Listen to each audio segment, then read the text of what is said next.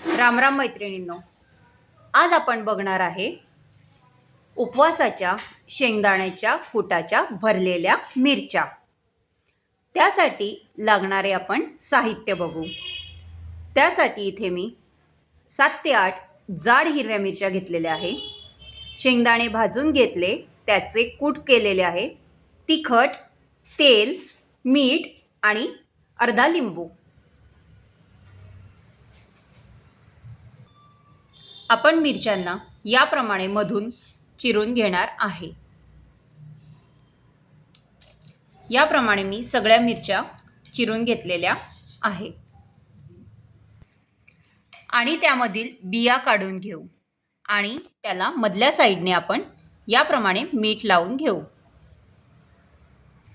शेंगदाण्याच्या कुटामध्ये आपण 1 चमचा तिखट, अर्धा चमचा मीठ आणि अर्धा लिंबू पिळून त्याचे कूट तयार करून घेऊ। याप्रमाणे आपण कूट तयार करून घेतले आहे। आपण हे कूट मिरच्यांमध्ये भरून घेऊ।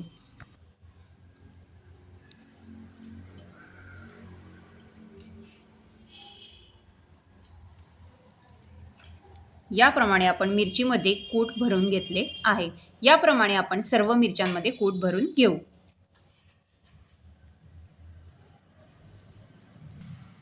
याप्रमाणे मी सर्व मिरच्यांमध्ये कूट भरून घेतले आहे। आता या मिरच्यांना आपण फोडणी घालणार आहे।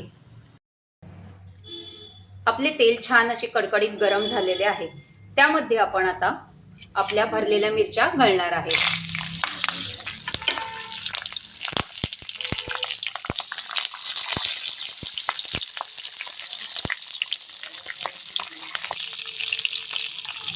आपण या भरलेल्या मिरच्यांवर आता झाकण ठेवून 5 ते 10 मिनिटे मिरची शिजेपर्यंत मंद आचेवर होऊ देऊ।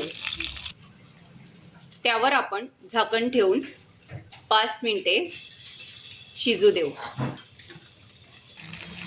आता आपण झाकण काढून या सगळ्या मिरच्या पलटी केलेल्या आहे। एका साइडने त्या फ्राय झालेल्या आहेत। आता आपण दुसरी साइड आपण फ्राय होऊ देणार आहे।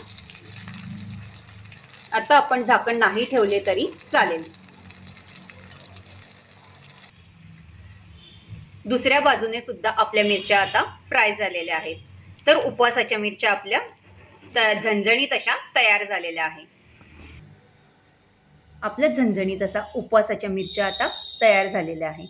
तर मैत्रिणींनो, तुम्हाला आजची उपवासाच्या फ्राय मिरच्यांची रेसिपी कशी वाटली मला कमेंट करून नक्की सांगा आणि आमच्या